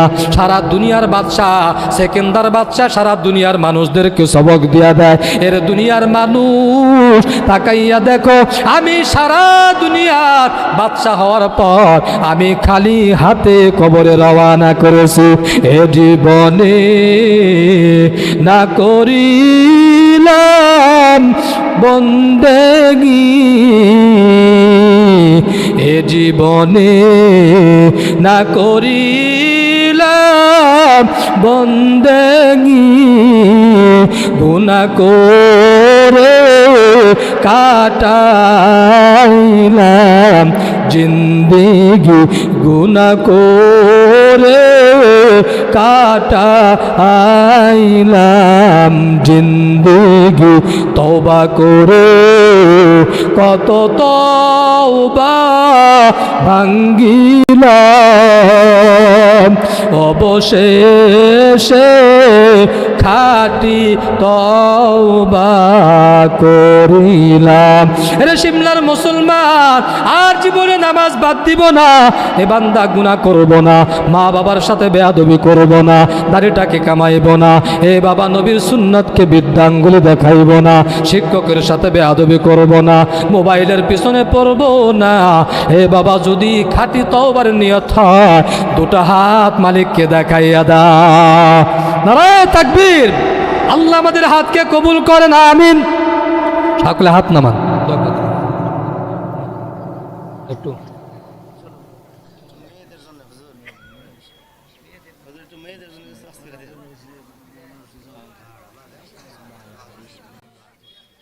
সমস্যা নেই। এর নবীর উম্মতের দল তাকওয়া, আমি যেহেতু তাকওয়া ধরেছি তাকওয়ার ভিতরে থাকবো, এমন অভ্যাস নাই আমি একটা বিষয় ধরে আরেকটা বিষয়ের মধ্যে যাব। যেদিন যেই বিষয়, এই যে আবার 17 তারিখে আসবো, এদিন এই বিষয় বলবো না, অন্য বিষয়, যে বিষয় ধরবো ওই বিষয়ের উপরে থাকবো ইনশাআল্লাহ। কোরআনের বাইরে কোনো কথা বলছি? কেউ যদি বলতে পারেন যে হুজুর আউল ফাউল কথা বলে গেছে, চ্যালেঞ্জ করলাম। হ্যাঁ, জবানে কিছু স্লিপ খাইতে পারে, তবে যতগুলো কথা বলেছি কোরআন ও হাদিস থেকে বলেছি, জোরে বলেন ঠিক কিনা? এর নবীর উম্মতের দল তাকওয়া এমন একটা মেডিসিন। জুলেখার নাম শুনেছেননি? ইউসুফ জুলেখার কিচ্ছা কাহিনী শুনছেননি? কোরআনে আছে না নাই তাদের ঘটনা? জুলাইখা ইউসুফের প্রতি আকৃষ্ট, ও পদ্মার আড়ালের মা, আজকে তুমি মেকআপ করে বিউটি পার্লারে গিয়ে সেজে গুজে তোমার স্বামী বিদেশ, বাবা দেখবে কে? এই যুবকদেরকে দেখার জন্য সাজে, ঠিক কিনা? জুলেখা ওই পার্লার থেকে সেজে গুজে আকর্ষণীয় চেহারা বানাইয়া ইউসুফ নবীকে অন্ধমহলের মধ্যে আটকাইয়া দিল। শুনছেন নি ঘটনা? একটু মজার ঘটনা কই, তারপর শেষে ফিনিশিং দিব। জুলেখা ইউসুফ নবীকে অন্ধমহলের মধ্যে আটকাইয়া দেয়। ডাক দিয়া বলে, রে ইউসুফ, তোমার যখন 7 বছর বয়স তখন থেকে আমার মধ্যে তামান্না, আকাঙ্ক্ষা, ভালোবাসা, প্রেম ভালোবাসা জন্ম হয়েছে। এ যুবক, আজকে তুমি নাপাক ভালোবাসার পিছনে দৌড়াও, আছে না নাই? যুবকরা এত পাগল, যুবকরা কেমন যেন মেয়ের জন্য ফাঁসি দেয়, বিষ খাইছি, নাউজুবিল্লাহ। এর নবীর উম্মতের দল জুলেখা ইউসুফের জন্য বড় পাগল। অন্ধ মহলের মধ্যে আটকাইয়া সমস্ত দরজাগুলো বন্ধ। আর জুলেখা কেমন যেন তার ঘরের মধ্যে ছিল একটা মূর্তি। কি ছিল? ওই মূর্তিটাকে কাপড় দিয়া ঢেকে ফেলতেছেন ইউসুফ নবী, খেয়াল করতেছেন। জুলেখা ডাক দিয়া বলে, রে ইউসুফ, তোমার যখন 7 বছর বয়স আমি তোমার প্রতি আকৃষ্ট হয়ে গেলাম, তোমার ভালোবাসায় দিন দিন বৃদ্ধি হতে গেল। 33টা বছর আকাঙ্ক্ষা, তামান্না, তোমার সাথে ভালোবাসার মিলনটা ঘটাইয়া দিব। এই ইউসুফ, আজকে সুযোগ এসেছে, অন্ধ মহলের মধ্যে আটকাইয়া দিলাম, সমস্ত দরজা বন্ধ। জোরে বলেন, সমস্ত দরজা বন্ধ হইলেও আমার রব দেখতে পায় কি পায় না? আল্লাহু আলিমুম বিজাতিস সুদূর। যেটা কেউ দেখি না সেটা দেখেন কে? জুলেখা ডাকতে বলে, ইউসুফ, সমস্ত দরজা বন্ধ, আসো, দুইজনেই ভালোবাসায় মোহাব্বত মিলন ঘটাইয়া দেই। ইউসুফ নবী ডাক দিয়া বলে, জুলাইখা, তুমি যে ঘরের মধ্যে ওই কাপড় দিয়া মূর্তিটাকে তুমি ঢাকলা। জুলেখা বলে, না না, এটা মূর্তি না, এটা আমাদের খোদা। নাউজুবিল্লাহ। আরো জোরে বলেন নাউজুবিল্লাহ। ইউসুফ ডাক দিয়া বলে, জুলাইখা, ওই তোমার খোদা কি তোমাকে দেখে? বলেন তো, দেখে নাকি? জুলাইখা বলে, না না, দেখে না। তাহলে তুমি কেন তার চেহারাটা ঢেকে দিলা কাপড় দিয়া? জুলাইখা ডাক দিয়ে বলে, ইউসুফ, যদিও আমার খোদা দেখি না, কিন্তু আমি যখন আপনার সাথে অবৈধ সম্পর্কে লিপ্ত হয়ে যাব, অপকর্মে লিপ্ত হইয়া যাইব, আমার চেহারাটা যখন আমার খোদার থেকে যাবে, আমি শর্মিন্দা হয়ে যাব, আমি লজ্জিত হয়ে যাব, আমার মধ্যে বড় ভয়। ইউসুফ নবী ডাক দিয়া বলে, আরে জুলাইখা, যেই খোদা তোমার, যেই মূর্তি তোমাকে দেখে না, বলে তো তোমার কথা শোনে নাকি? বলে না, শোনে না। এর ইউসুফ ডাক দিয়া বলে, জুলাইখা, তোমার যেই খোদা তোমাকে দেখে না, যেই তোমার মূর্তি তোমার কথা শোনেও না, ওই মূর্তিকে তুমি কাপড় দিয়া ডাইকা দিলা, কেমন যেন ডাইকা দিলা, শর্মিন্দা হইয়া যাইবা, লজ্জিত হইয়া যাইবা। ইউসুফ নবী ডাক দিয়া বলে, জুলাইখা, আমারও তো একজন খোদা আছে, আমার খোদা এমন, দুনিয়ার যত অন্ধ মহলের মধ্যে যাও না কেন, পানির মধ্যে যাই না কেন, বলেন আমার রব দেখবে কি দেখবে না? হ্যাঁ, আরো জোরে বলেন, দেখবে কি দেখবে না? যারা বলবে না যে দেখবে, ওই ব্যক্তির ইমানের মধ্যে ঘাটতি আছে। বলেন তো, যত অন্ধকারের মধ্যে যাই না কেন, আল্লাহ দেখে কি দেখে না? ইউসুফ নবী ডাকতে বলে, জুলাইখা, আমার রব সব কিছু দেখে, আমার মধ্যে বড় ভয়, আমার রবের চোখে কেমনে ফাঁকি দিব? ফাইনাল্লাহ, আমার রবের চোখ ফাঁকি দেওয়ার কোনো সুযোগ আছে? আরো জোরে বলেন, একটু সামনে চলে আসেন, জায়গা নেই, অনেক লোক দাঁড়িয়ে আছে। লা ইলাহা ইল্লাল্লাহ, লা ইলাহা ইল্লাল্লাহ, লা ইলাহা ইল্লাল্লাহ। আমার আগে যারা আলোচনা করেছে অনেক জিকির করছে, আমি একবারও করাইলাম না। বললেন যে হুজুর কি জিকির করে নাকি? জিকিরে মানে বিরোধিতা করে, জিকির বিরোধিতা করি? শুরুতেই জিকির করছি, যেমন ঠিক কিনা, যে যত জিকির করবে তার জিহ্বা তত তাজা হবে, ঈমান তাজা হবে, ঠিক কিনা? ইন্নাল্লাযীনা ক্বালু রাব্বুনাল্লাহু সুম্মা ইসতাকামু ফালা খাউফুন আলাইহিম ওয়ালা হুম ইয়াহজানুন। আমার রব কোরআনে কারীমের মধ্যে বলেন, ইন্নামাল মুমিনুনা আল্লাযীনা ইযা যুকিরাল্লাহু ওয়াজিলাত কুলুবুহুম ওয়া ইযা তুলিয়াত আলাইহিম আয়াতুহু যাদাতুহুম ঈমানা ওয়া আলা রাব্বিহিম ইয়াতাওয়াক্কালুন। মুমিন বান্দার একটা বৈশিষ্ট্য গুণ, তারা জবানে জিকির করবে লা ইলাহা ইল্লাল্লাহ, লা ইলাহা ইল্লাল্লাহ। ইউসুফ নবী ডাক দিয়ে বলে, জুলাইখা আমার মধ্যে বড় ভয়, আমার মালিক দেখে আমি পারবো না, পারবো না, পারবো না। বলেন তো, মুমিন বান্দা যখন হকের পথে চলে আল্লাহ সমস্ত পথ খুলে দেয়, জোরে বলেন ঠিক কিনা? ইউসুফ নবী যখন আল্লাহর একনিষ্ঠভাবে হইয়া গেলেন, ও রব কি করব, আমার রব জানাইয়া দেয়, ও ইউসুফ তুমি একটা দরুদ দাও। ইউসুফ নবী যখন দরুদ দিয়া দেয়, বিসমিল্লাহ বলে, সমস্ত দরজাগুলো ঠাস ঠাস করে খুলে যায়, জোরে বলেন সুবহানাল্লাহ। এরা নবীর উম্মতের দল, যার মধ্যে থাকবে মালিকের ভয়, ওই ব্যক্তি কখনো গুনাহ করতে পারবে না। আর যে বান্দার প্রতি থাকবে আল্লাহর ভয়, এই বান্দা আজকে যখন রাতটা গভীর হয়ে যায়, ও পদ্মার আড়ালের মা, আজকে যখন রাতটা গভীর হইয়া যায়, তুমি মা কেমন যেন ওই টেলিভিশনের স্টার জলসার মধ্যে বসে যাও, জি বাংলায় বসে যাও, জোরে বলেন ঠিক কিনা? এ পদ্মার আড়ালের মা গো, তুমিও তো মা, আপনাদের ইমাম সাহেবের মাও মা, আপনাদের মুয়াজ্জিন সাহেবের মাও মা, একজন কোরআনের হাফেজের মাও মা, আলেমের মাও মা, খাজা মঈনুদ্দিন সৃষ্টি রহমাতুল্লাহি আলাইহির মাও মা। ও মা, আপনার তো সাধারণ কোনো মা না, ও মা আপনারা তো পুত পবিত্র, আপনাদের গর্ভ থেকে আসবে পুত পবিত্র, জোরে বলেন ঠিক কিনা? ও মা, ওই কুরাইশ বংশের একজন মা, কেমন আল্লাহর আশিকা আবেদা। ও মা, আপনি যখন রাত্রি গভীর হয় কেমন যেন মোবাইলটা নিয়ে বসেন ভিডিও দেখার জন্য, নাটক দেখার জন্য, বেপরদায় চলেন।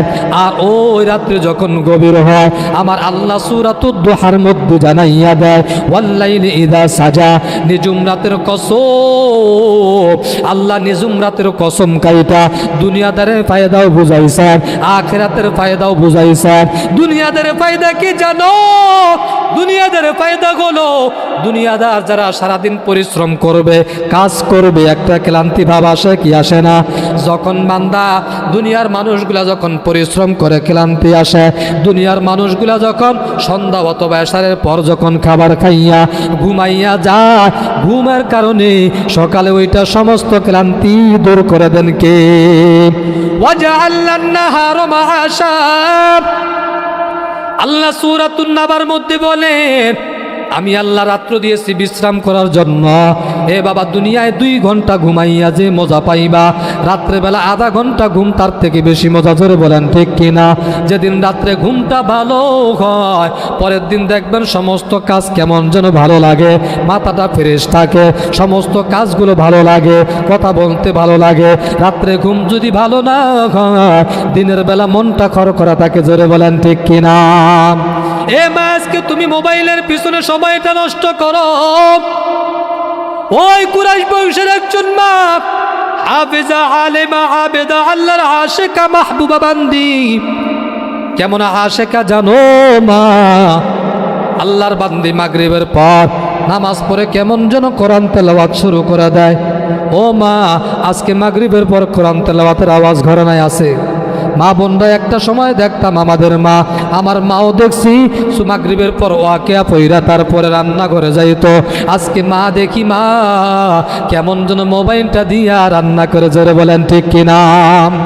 ওই কুরাইশ বংশের একজন মা, আল্লাহর বান্দি, কেমন যেন কোরআন তেলাওয়াত শুরু করে দেয়। কোরআন তেলাওয়াত শুরু করে এত মজা, এত মজা, এশারে আজান দিয়ে দেয়, মজা শেষ হয় না।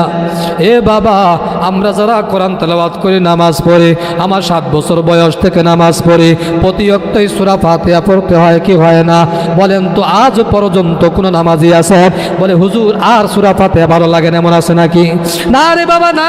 আলহামদুলিল্লাহি রাব্বিল আলামিন আর রহমানির রহিম মালিকি ইয়াউমিদ্দিন ইয়াকা না'বুদু ওয়া ইয়াকা নাস্তাঈন ইহদিনাস সিরাতাল মুস্তাকিম।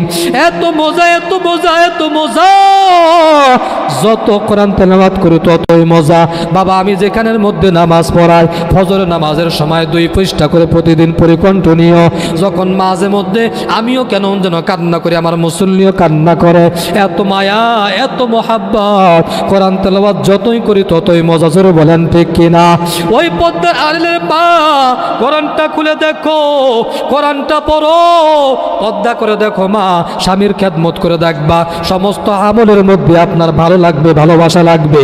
ওই আবেদা আশেকা মাগরিবের পর কোরআন তেলাওয়াত করতে করতে এশারে আজান হয়ে গেল, এশারে নামাজটা পড়া শেষ, কেমন যেন আল্লাহর বান্দি খাবার খাইয়া নামাজের মধ্যে দাঁড়াইয়া যায়, নামাজের মধ্যে দাঁড়াইয়া সূরা ফাতিহা পড়ি, সূরা বাকারা শুরু করে দেয়। 1 পৃষ্ঠা 2 পৃষ্ঠা পড়তে পড়তে সূরা বাকারা শেষ। বলেন সূরা বাকারা ছোট না বড়? কেমন বড়? বলে 2.5 পারা বিশিষ্ট, 2.5 পারার উপরে, 20 পৃষ্ঠা 1 পারা, 2.5 পারা সূরা বাকারা শেষ করে দেয়। কিন্তু কোরআন তেলাওয়াতের মজা শেষ হয় না। আবারও কেমন যেন আলে ইমরান শুরু করে দেয়, এটাও শেষ হয়ে যায়, নামাজের মধ্যে মজা শেষ হয় না। সূরা নিসা শেষ করে দেয়, নামাজের মধ্যে মজা শেষ হয় না। পড়তে পড়তে পড়তে কেমন যেন কোরআন শেষের দিকে চলে গেছে, রাত্রিও শেষ হয়ে যায়। কেমন যেন হঠাৎ করে আওয়াজ দেয়, ও মা তাড়াতাড়ি নামাজ শেষ করে দেন, ফজর আজান হয়ে যাবে। আল্লাহর আশিকা বান্দি ওই আওয়াজ শোনার পর সালামটা ফিরাইয়া 2টা হাত উঠাইয়া মালিকের দরবারে দোয়া করে, ও দয়ার মালিক, রাত্রি তো এত কেন ছোট, এত কেন ছোট? রাত্রি যদি আরো বড় হতো, কোরআন তেলাওয়াতের মজা আরো বেশি গ্রহণ করতাম।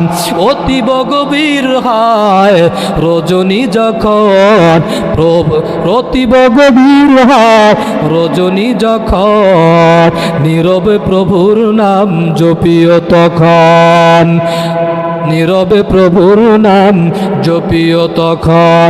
প্রভুর করুণা যদি পাইবার চাও, প্রভুর করুণা যদি পাইবার চাও, গভীর রাতে উঠে প্রভুর গুণগান গাও। আল্লাহু আকবার। এর নবীর উম্মতের দল, তাকওয়ার কি দাম, তাকওয়া কত একটা দামি মেডিসিন। এ বাবা, ওই যে দেখেন খলিফাতুল মুসলিমিন ওমর একদিন হঠাৎ করে যখন রাত্রেবেলা বের হয়ে গেছে, একটা ঘরের মধ্যে কেমন যেন মা মেয়ে কথোপকথন করতেছে, কথাবার্তা বলতেছে। মা ডাক দিয়া বলে, এরে আমার কন্যা সন্তান শুনো, সকালবেলা যখন বাজারের মধ্যে দুধ নিয়ে যাব, আমাদের গাভীর দুধ শুকাইয়া গেছে, আগের মতো দুধ হয় না, আগের থেকে দুধ কম হয়। ও মা, মেয়েকে ডাক দিয়া বলে, এরে আমার কন্যা শোনো, আগামীকাল বাজারে যখন দুধগুলো নিয়ে যাবে, বাবা বাজারের মধ্যে দুধগুলো নেওয়ার আগে ও মা একটু পানি মিশ্রণ করে দিও। বলেন তো দুধের মধ্যে পানি দিলে গুনাহ হয় না সব হয়? আরো জোরে বলেন। ও যুবক ভাই, ও পদ্মার আড়ালের মা, অনেক মা 2টায় 4 টাকা বেশি পাওয়ার জন্য আধা কেজি বাড়াইয়া দেয়। জোরে বলেন ঠিক কিনা? এরে বাবা, এটা বড় গুনাহ। ওই মেয়েকে বলতেছে, মা সকালবেলা দুধ বাজারে নিয়ে যাবে, দুধগুলো শুকাইয়া গেছে, কম হয়, একটু পানি মিশ্রণ করাইয়া দাও।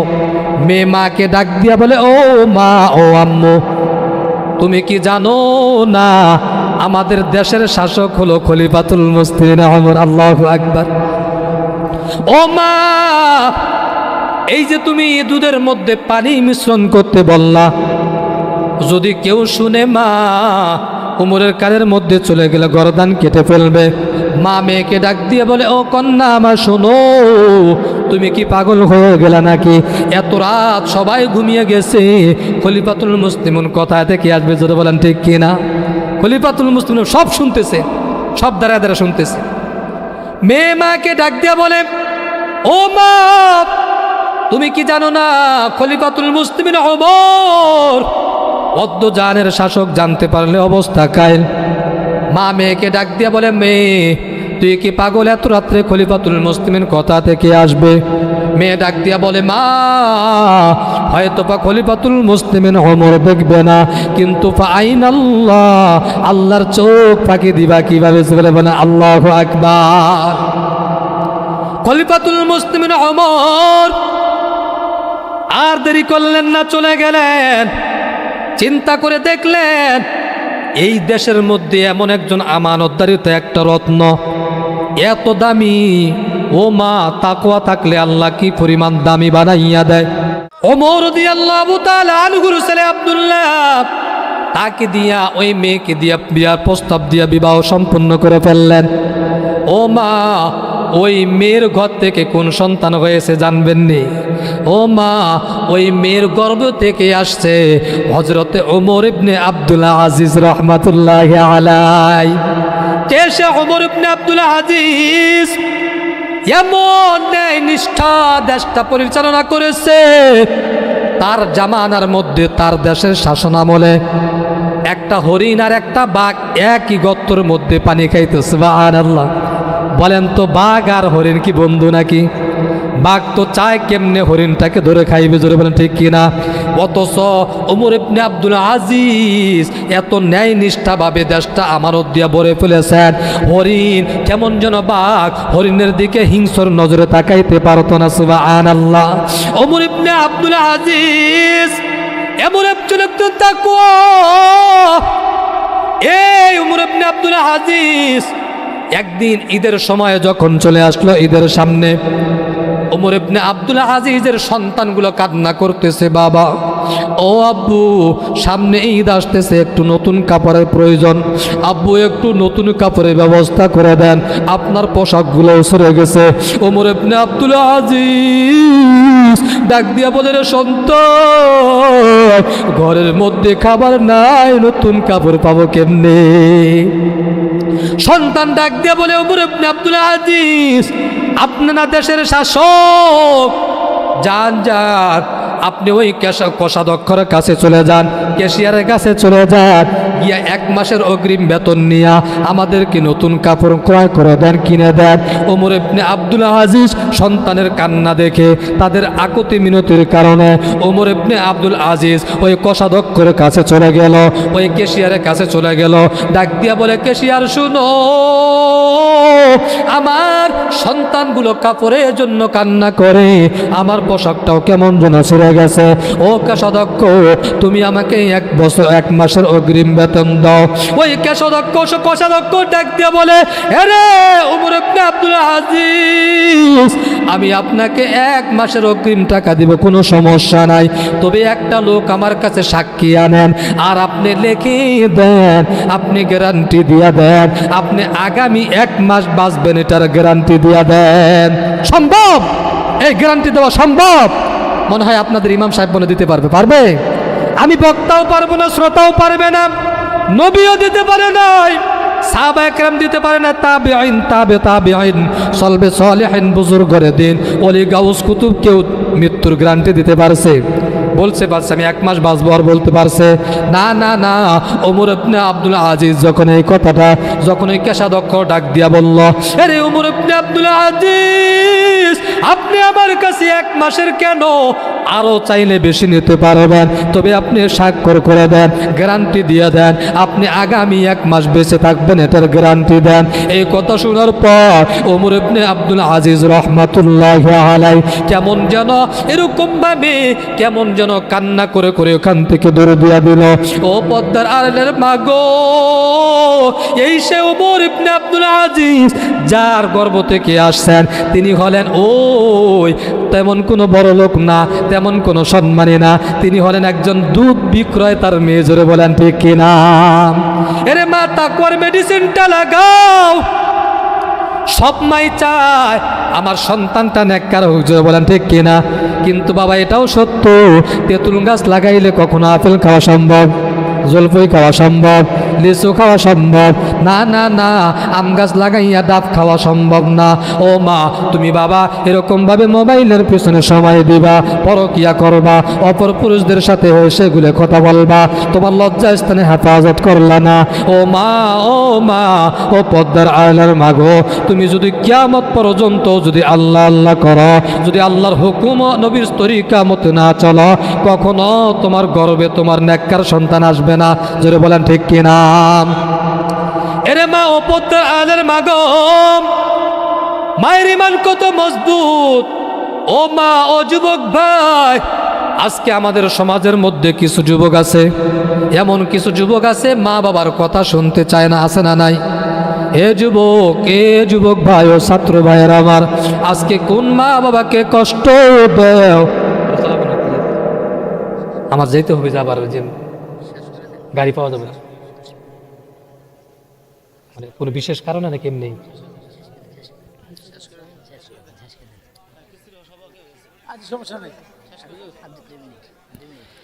এর নবীর উম্মতের দল, আমি শেষ করতে চাইতেছি কি কারণে? এলেম না এই জন্য না, আমি আরো 2-4 ঘন্টা বলবো কোরআন হাদিস দিয়েই, কিন্তু আমাকে যাইতে হবে জায়গা মতে, গাড়ি পাওয়া যাবে না এত রাত্রে, এই জন্য মানে ছাড়ে দিতে চাইতেছি আমি। আগামীকালকেও মাহফিল আছে, দূরেই মাহফিল, আবার মাদ্রাসা আমার পরীক্ষা চলতেছে, আমি প্রধান শিক্ষক, প্রশ্নগুলো আমার কাছে জমা, সকালে যদি না যাইতে পারি প্রশ্ন বের করতে পারবো না, পরে পলাফান সারারাও গন্ডগোল শুরু করে দিবে। সারা রাত শুনে লাভ কি যদি আমল না আসে? এই যে জিকির করলেন মাগরিবের পরে, দেখলাম খালি জিকির হইলো, আয়াত নাই, হাদিস নাই, জিকির, লাভ কি যদি আমল না আসে? জোরে বলেন ঠিক কিনা? আমল একটা করবেন, মাহফিল সাকসেসফুল, হাজারো কথা শুনবেন, সারা রাত শুনবেন আর ঘুমাইবেন, লাভ আছে কোনো? সারা রাত ওয়াজ শোনার থেকে ফজরের নামাজের দাম তার থেকে কোটি কোটি গুণ বেশি। জোরে বলেন ঠিক কিনা? এখন আমার কাছে ওয়াদা দেন, কে কে ফজরের নামাজ পড়বেন? লিল্লাহি তাকবীর। আল্লাহ আমাদের সকলকে কবুল করে, সকলে বলে আমিন। আলহামদুলিল্লাহি রাব্বিল আলামিন, ওয়াসসালাতু ওয়াসসালামু আলা সাইয়্যিদিল আমবিয়াই ওয়াল মুরসালিন ওয়া আলা আলিহি ওয়া আসহাবিহি আজমাইন। রব্বানা যালামনা আনফুসানা ওয়া ইন লাম তাগফির লানা ওয়া তারহামনা লানাকুনান্না মিনাল খাসিরিন। রব্বানা হাব লানা মিন আজওয়াজিনা ওয়া যুররিয়াতিনা কুররাতা আয়ুনিন ওয়াজআলনা লিল মুত্তাকিনা ইমামা। হাসবুনাল্লাহু ওয়া নি'মাল ওয়াকিল, নি'মাল মাওলা ওয়া নি'মান নাসির। ইয়া আরহামার রাহিমিন, ইয়া আরহামার রাহিমিন, ইয়া আরহামার রাহিমিন। আল্লাহুম্মা জাআলনি ফি আইনি সগীরা ওয়া ফি আয়ুনিন নাসি কাবীরা। আল্লাহুম্মা ইন্না নাজআলুকা ফি নুহুরিহিম ওয়া নাউযু বিকা মিন শুরুরিহিম। ও দয়ার মালিক, তাকাইয়া দেখো রে মালিক, আয় আল্লাহ, সন্ধ্যা থেকে বনমালী, আল্লাহ শ্রীনামপুর মরহুম জোয়াদ আলী ডাক্তার সাহেবের বাসার উঠানের মধ্যে, আয় আল্লাহ তোমার আশিকা আবেদা, আয় আল্লাহ নবীর বড় আশিক, আল্লাহ তোমার প্রিয় প্রিয় বান্দারা আল্লাহ কোরআন হাদিসের কথা শুনলো, আয় আল্লাহ রব্বুল আলামিন, আয় আল্লাহ আমি অধম, আয় আল্লাহ কিঞ্চিত কথাবার্তা বললাম, জানি না কোন কথা বলে ফেলেছি, আয় আল্লাহ জবান তো নিয়ন্ত্রণ করবেন আল্লাহ, আল্লাহ না জানি কোনো একটা ভুল কথার কারণে কিয়ামতের ময়দানে আটকে যাই, আয় আল্লাহ রব্বুল আলামিন, আয় আল্লাহ মাঠে ময়দানের জন্য কবুল করেছ, আয় আল্লাহ মানুষকে খুশি করানোর জন্য বানোয়াট কিচ্ছা কাহিনী যেন জবানে না আসে, আয় আল্লাহ জবান দ্বারা আল্লাহ কোরআনের হাদিস বের করে দিও, আয় আল্লাহ সমাজের মধ্যে ভণ্ড ফাসাদের কথা মানুষ বেশি গুরুত্ব দেয়, কোরআন হাদিসের গুরুত্ব মানুষ বুঝতে চায় না আল্লাহ, আজকের মাহফিলের মধ্যে আয় আল্লাহ কোরআন হাদিস থেকে যা কথাবার্তা গুলা হইল, আয় আল্লাহ মেহেরবানি করে সর্বপ্রথম আমাকে এবং সবাইকে আমল করা তৌফিক দান করেন। ও দয়ার মালিক, কুদরতি নজর দিয়ে তাকাইয়া দেখো, আয় আল্লাহ, এই মজলিসের মধ্যে কারো জন্য বাবা নাই, কারো জন্য জনম দুঃখিনী মা অন্ধকার কবরে, আয় আল্লাহ, কারো জন্য দাদা দাদি নানা নানি শ্বশুর শাশুড়ি বন্ধু বান্ধব আত্মীয় স্বজন ভাই ব্রাদার প্রতিবেশী আত্মীয় স্বজন প্রিয়জনদের মধ্য হইতে আল্লাহ যারা আপনার ডাকে সারা দিয়ে অন্ধকার কবরে চলে গেছেন, আল্লাহ মেহেরবানি করে আল্লাহ প্রত্যেকের কবরগুলাকে জান্নাতের টুকরা বানায়া দেন। আয় আল্লাহ রব্বুল আলামিন, আয় আল্লাহ, মোনাজাতের পর কত সন্তান গিয়ে মা বাবার চেহারাটা দরজাটা খুলে তাকায়া দেখবে, আবার কত হতভাগা আমার মতো এতিম, আয় আল্লাহ, কার জন্য বাবা অন্ধকার কবরে চলে গেছেন, আয় আল্লাহ, না জানি কার জনম দুঃখী মা অন্ধকার কবরে চলে গেছেন। ও দয়ার মালিক, আয় আল্লাহ, যেই বাবা রৌদ্রের মধ্যে পুরে পুরে বৃষ্টিতে ভিজে ভিজে বাজার থেকে বাজা বোঝা বহন করে করে আমাদেরকে খাওয়াইলো, যেই মা আয় আল্লাহ বালতি ভরা রক্ত ঝরাইয়া আমাদেরকে দুনিয়ার আলো বাতাস দেখাইলো, ওই মা বাবা যাদের অন্ধকার কবরে শায়িত আল্লাহ, আয় আল্লাহ, কনকনা শীতের মধ্যে কতই না শীতের পোশাক পরিধান করলাম, ঘরের মধ্যে দামি দামি ল্যাপ কম্বল টুসক, আয় আল্লাহ, এত পরিমাণ ঠান্ডা, আয় আল্লাহ, জুতা ছাড়া পাকার মধ্যে মাটির মধ্যে হাঁটা যায় না। ও দয়ার মালিক, আয় আল্লাহ, গরমের সময় ফের, আয় আল্লাহ, সূর্যটা জমিন থেকে 9,30,00,000 মাইল উপর থেকে সামান্য তাপ দেয়, তারপরও গরম সহ্য করা যায় না রে আল্লাহ। ওই কিয়ামতের ময়দানে সূর্যটা আধা হাত উপরের মধ্যে চলে আসবে, আয় আল্লাহ, জাহান্নামীদের চিৎকারের আওয়াজের কারণে হাসরের মাঠটা থরথর করে কাঁপতে থাকবে, আয় আল্লাহ, সেদিন কেউ কাউকে চিনবে না। রব্বুল আলামিন, আয় আল্লাহ, গভীর রাত্রে অন্ধকারে কারেন্ট চলে গেলে বড় ভয় লাগে, আয় আল্লাহ, কতবার কবরস্থানের মধ্যে গিয়ে দেখলাম, আয় আল্লাহ, কবর থেকে সাপ বের হয়ে আসে, বেজি বের হয়ে আসে, বিচ্ছু বের হয়ে আসে, আল্লাহ, কবরস্থান এমন একটা জায়গা দিনের বেলাও যাইতে ভয় লাগে। আয় আল্লাহ, একটা ভাই আমার সাথে একদিন কথা বলতে বলতে বলল, হুজুর, সব জায়গায় যাইতে পারি, লাশের সামনে যাইতে পারি না। ও দয়ার মালিক, আয় আল্লাহ, দুনিয়ার ঘরে দরজা আছে, লাইট ফ্যানের ব্যবস্থা আছে, ওই অন্ধকার কবরে দরজা নাই, জানালা নাই, ফ্যানের কোনো ব্যবস্থা নাই, খাটের ব্যবস্থা নাই, তুষকের ব্যবস্থা নাই, একটা বালিশের ব্যবস্থাও নাই, ওই অন্ধকার কবরে কেমনে থাকবো জানি না রে আল্লাহ। আয় আল্লাহ, যাদের মা বাবা ওই অন্ধকার কবরে শায়িত, আয় আল্লাহ, আপনার হাবিব বলেছে, কোন সন্তান যদি মা বাবার জন্য এই দোয়াটা পড়ে, রব্বির আবুমা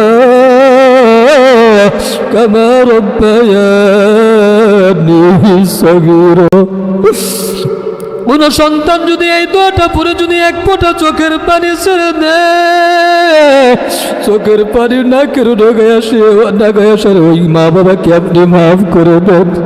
আয় আল্লাহ, গুনাহের কারণে আমাদের চোখে পানি নাই, আল্লাহ, কান্নাওয়ালা চক্ষু দান করেন আল্লাহ, কান্নাওয়ালা চক্ষু দান করেন আল্লাহ, কান্নাওয়ালা চক্ষু দান করেন আল্লাহ।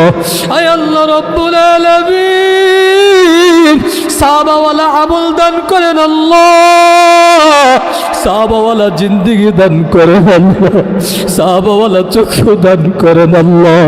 আয় আল্লাহ, তাকাইয়া দেখো, কত হাজি সাহেব হাত উঠাইছে, আয় আল্লাহ, কত মাসুম বাচ্চার হাত উঠাইছে, যুবকরা হাত উঠাইছে, আয় আল্লাহ, যুবকদের আমল আপনার কাছে পছন্দ। আয় আল্লাহ, আমি বড় গুনাহগার, আয় আল্লাহ, গুনার বোঝা মাথায় লইয়া আল্লাহ ডাকি বারে বার, মাফ করে দাও ও হে মাবুদ আমরা গুনাহগার এই জীবনে না করিলাম বন্দেগী এ জীবনে না করিলাম বন্দেগী গুনাহ করে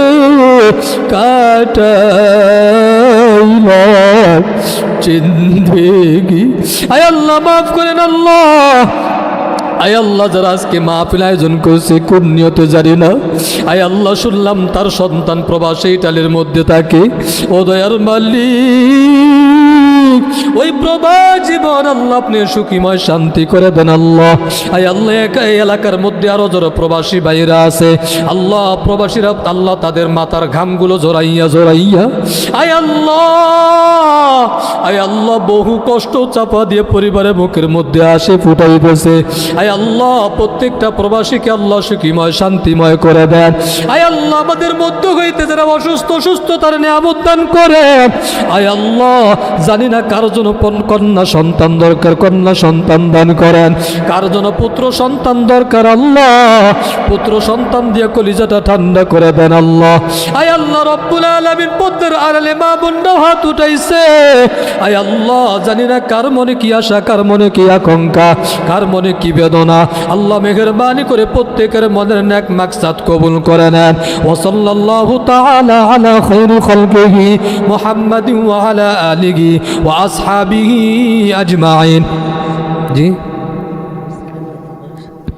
আয় আল্লাহ রব্বুল আলামিন আয় আল্লাহ আব্দুল কুদ্দুস ভাই আল্লাহ দোয়া চেয়েছেন ওনার ছেলে 9 দিন বয়স আয় আল্লাহ পুত্র সন্তান দান করেছেন ওই নবজাতক শিশুকে আল্লাহ দীর্ঘ হায়াত দান করেন আল্লাহ আয় আল্লাহ ভাইজান দিনের জন্য অনেক কষ্ট করে আল্লাহ আলেম ওলামাদেরকে অনেক সম্মান করে আল্লাহ গোপালপুরে যত বড় বড় আলেমরা আসে আল্লাহ তার স্মরণপূর্ণ হয়ে যায় আয় আল্লাহ রব্বুল আলামিন আয় আল্লাহ ভাইজানের যদি কোনো আমল আপনার কাছে পছন্দ না হয় আলেমদের সাথে সম্পর্ক হওয়ার কারণে আল্লাহ মেহেরবানি করে কাল কিয়ামতের ময়দানে নাজাতের উসিলা করে দিয়েন আয় আল্লাহ তার সন্তানটাকে কোরআনের হাফেজ আলেম হিসাবে কবুল করেন আয় আল্লাহ আমাদের যাদের সন্তান রয়েছে প্রত্যেককে দিনের জন্য কবুল করেন ওয়া সাল্লাল্লাহু তাআলা আলা খায়রি খালকিহি মুহাম্মাদিন ওয়া আলা আলিহি ওয়া আসহাবিহি আজমাইন আমিন